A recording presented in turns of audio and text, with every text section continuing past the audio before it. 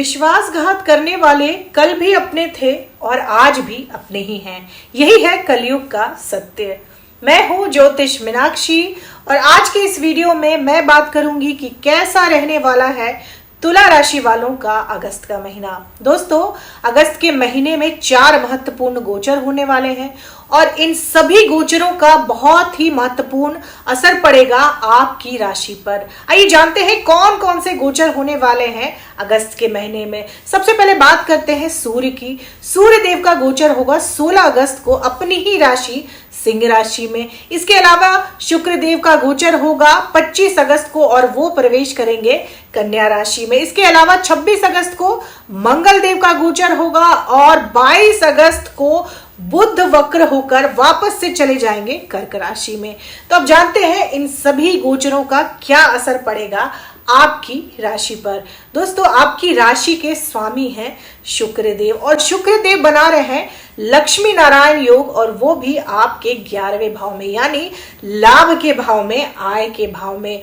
तो ये महीना आपका ऐसा मान के चलिए कि गोल्डन महीना रहने वाला है। हाँ, कुछ ऐसी चीजें हैं जो आपके जीवन में समस्याएं ला सकती है, तो आगे वीडियो में बने रहिए। हम जानेंगे कि वो कौन कौन सी परेशानियां हैं जो इस महीने आपको हो सकती हैं। इसके अलावा उनके उपाय भी जानेंगे। सबसे पहले बात करते हैं सेहत की। सेहत इस महीने आपकी अच्छी रहेगी, लेकिन आपके दाहिने कान में दर्द हो सकता है। इसके अलावा आपको गले से जुड़ी परेशानी हो सकती है, कफ की समस्या हो सकती है इस महीने, या फिर हल्का सर्दी जुकाम भी रह सकता है।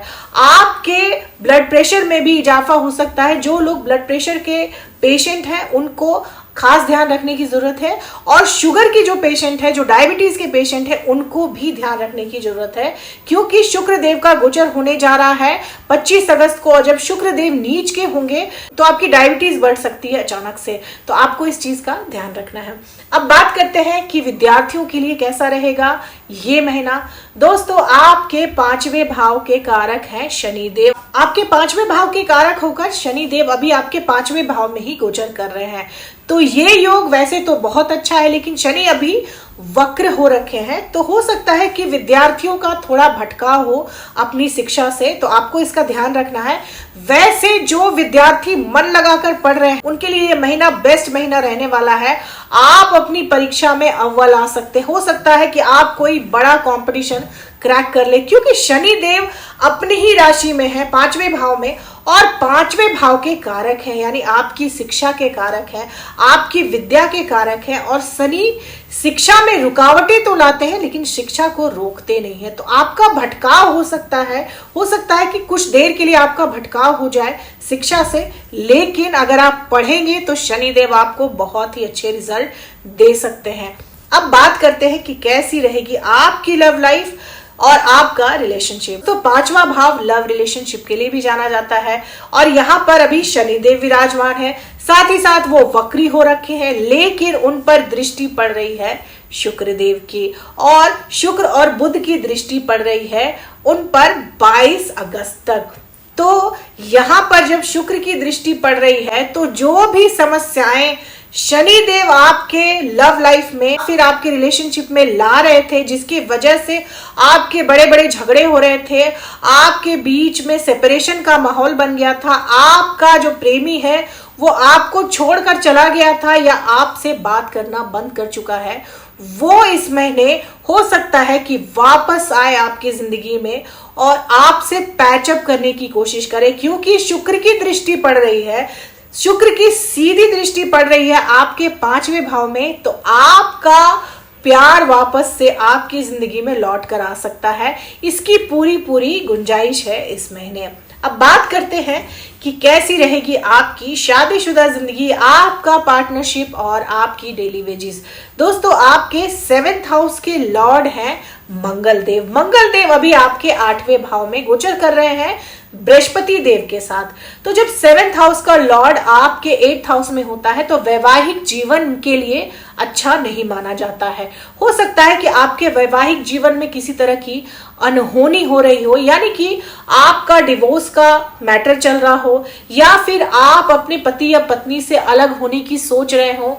या फिर आपके झगड़े इतने बढ़ गए हो कि आप पहले ही उनसे अलग हो चुके हो। जैसे ही मंगल देव का गोचर होगा 26 अगस्त को आपके 9th हाउस में, आपने अगर तब तक पेशेंस रख लिया तो आपका रिश्ता संभल सकता है।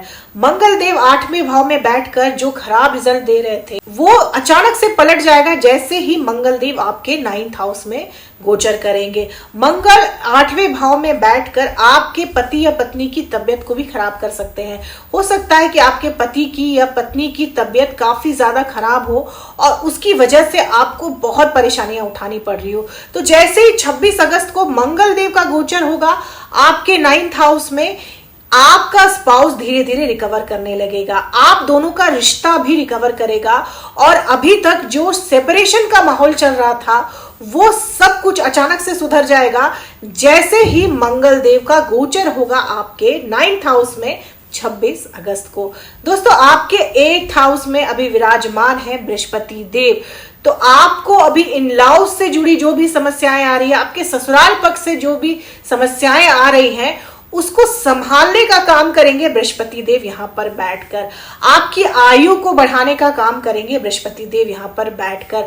आपके जीवन में जितनी भी आकस्मिक घटनाएं घट रही हैं उन सबको संभालने का काम करेंगे बृहस्पति देव यहाँ पर बैठकर। बृहस्पति की दृष्टि आपके दूसरे भाव पर भी पड़ रही है, तो आपको धन का लाभ भी दिलाने का काम करेंगे बृहस्पति देव 8वें भाव में बैठकर। हो सकता है कि आपको वसीयत की प्राप्ति हो जाए। आप अभी तक वसीयत के लिए अगर प्रयास कर रहे थे तो आपको आपके बड़ों से वसीयत की प्राप्ति हो सकती है इस महीने। अब बात करते हैं कैसा रहेगा आपका भाग्य और आपकी नौकरी। आपके भाग्य भाव के स्वामी है बुध देव, और बुध देव अभी आपके 11वें भाव में लक्ष्मी नारायण योग बना रहे हैं। 22 तारीख तक वो वहीं पर रहेंगे, उसके बाद वो वक्र हो जाएंगे। तो जब भाग्य भाव का स्वामी 11वें भाव में, आय भाव में, लाभ भाव में लक्ष्मी नारायण योग बना रहा हो, पहले भाव के स्वामी के साथ विराजमान हो, तो आप अपने भाग्य की चिंता छोड़ दीजिए, आप अपने लाभ की चिंता छोड़ दीजिए। आपने जितना सोचा है उससे कहीं ज्यादा लाभ होगा आपको, आप जितना चाहते हैं उससे कहीं ज्यादा साथ मिलेगा आपको भाग्य का इस महीने। मतलब आपको कोई बहुत बड़ा मुनाफा हो सकता है, आपके हाथ कोई बहुत बड़ा प्रोजेक्ट लग सकता है, आप कोई बहुत बड़ी डील फाइनल कर सकते हैं। अगर नया व्यापार शुरू करने की सोच रहे हैं तो 22 अगस्त तक का समय बहुत ही अच्छा है आपका। तो 22 अगस्त तक आप अपना नया व्यापार शुरू कर सकते हैं। 25 अगस्त को दोस्तों शुक्र वहां से गोचर कर जाएंगे आपके 12वें भाव में। 25 अगस्त के बाद आपको कोई भी नया व्यापार नहीं शुरू करना चाहिए। आप 22 अगस्त तक शेयर मार्केट में इन्वेस्ट कर सकते हैं, आपको उस इन्वेस्टमेंट से बहुत अच्छा फायदा होगा, आपको धन का लाभ होगा, आपका पैसा बढ़ सकता है। 22 अगस्त तक आपका रुका हुआ पैसा भी आपको वापस मिल सकता है। लेकिन जैसे ही शुक्र नीच के होंगे आपके 12वें भाव में, आपको बड़ा इन्वेस्टमेंट नहीं करना चाहिए, आपको नया बिजनेस स्टार्ट नहीं करना चाहिए, आपको किसी के साथ पार्टनरशिप भी नहीं करनी चाहिए, नहीं तो आपको नुकसान हो सकता है। बात करते हैं कि कैसा रहेगा आपका पारिवारिक जीवन। दोस्तों आपके 4th हाउस के लॉर्ड भी शनि देव हैं और शनि देव अभी आपके 5वें भाव में विराजमान है।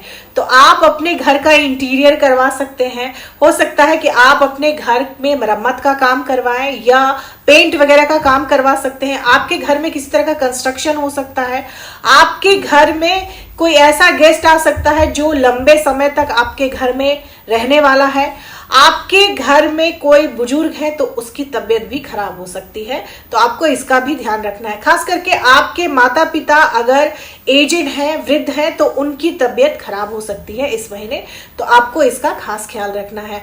आपके बच्चे की भी तबीयत खराब हो सकती है, हल्का सर्दी जुकाम या बुखार हो सकता है, तो आपको इस चीज का भी ध्यान रखना है। इसके अलावा आपके परिवार में, आपके कुटुंब में हो सकता है कि कोई व्यक्ति घात लगाकर आपके साथ षड्यंत्र कर रहा हो, आपके पीठ पीछे आपको नुकसान पहुंचाने की कोशिश कर रहा हो। वो व्यक्ति आपके परिवार का ही कोई सदस्य हो सकता है, आपके कुटुंब का ही कोई सदस्य हो सकता है, तो आप इसका भी ध्यान रखें। किसी पर भी आंख मूंद कर विश्वास ना करें, नहीं तो आपके साथ बहुत बड़ा धोखा हो सकता है। अब बात करते हैं राहु की। राहु अभी आपके 6th हाउस में है। 6th हाउस में राहु की प्लेसमेंट बहुत अच्छी होती है। राहु को 6th हाउस में शत्रुहंता कहा जाता है। तो आपके जो भी शत्रु आपके खिलाफ षड्यंत्र कर रहे हैं उनका निपटारा राहु यहां पर बैठकर बड़े ही आराम से कर देंगे। तो आप चिंता ना करें, आप अपना काम करें। राहु बैठे हुए हैं आपके खिलाफ षड्यंत्र करने वालों से निपटने के लिए।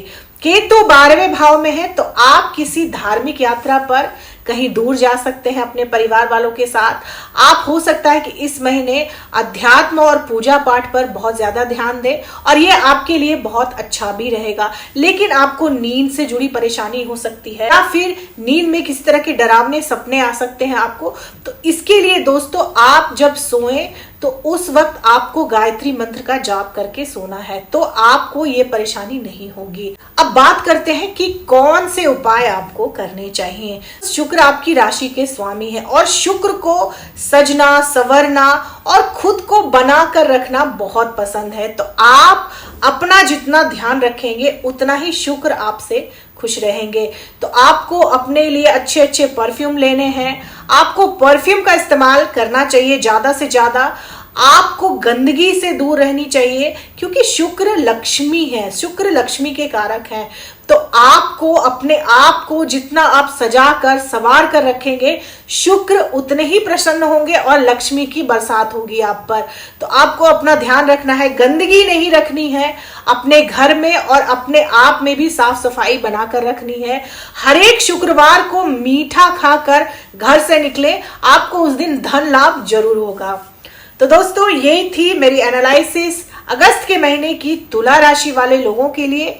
अगर वीडियो अच्छी लगी हो तो चैनल को सब्सक्राइब करें, लाइक करें, शेयर करें, कमेंट जरूर करें दोस्तों, और इसके अलावा बेल आइकन जरूर दबा दें ताकि आपको आने वाली वीडियो की नोटिफिकेशन सबसे पहले मिल जाए। Thank you.